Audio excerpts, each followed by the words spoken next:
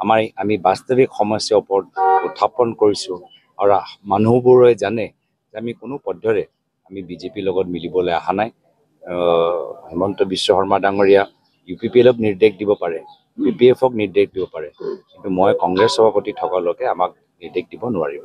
কংগ্ৰেছ দলক আদৰি ল'বনে BTC-বাসী ৰাইজে? আশা কৰিছোঁ আমি আৰু কষ্ট কৰিব লাগিব, মানুহৰ ওচৰত যাব লাগিব আৰু সেইটোৱে আমাৰ ফালৰ পৰা চেষ্টা থাকিব।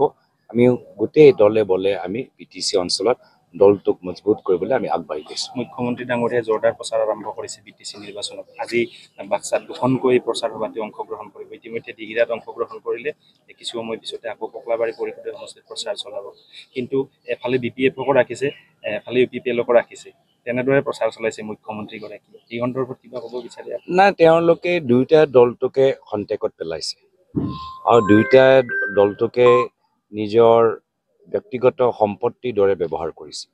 আগতে BPF লগত মিত্ৰতা কৰি আমাৰ BTR অঞ্চলৰ মাটি পতঞ্জলিক দি দিলে আৰু তাৰপিছত UPPLৰ লগত মিত্ৰতা কৰি তেওঁলোকে মাটি আদানী দিলে।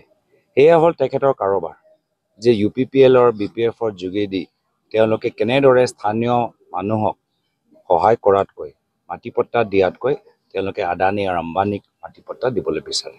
এইবাৰ কিন্তু নিজেই চৰকাৰ গঠন কৰাৰো পৰিকল্পনা হাতত লৈছে। আজি তেনেদৰে প্ৰচাৰ চলাইছে। আজি যিদৰে আমি সোমাই গৈছোঁ সেইটোতো আমি তেখেতৰ মই নেদেখোঁ আৰু অসম্ভৱ, আৰু সেইটো মাত্ৰ কংগ্ৰেছৰ কাৰণে হৈছে।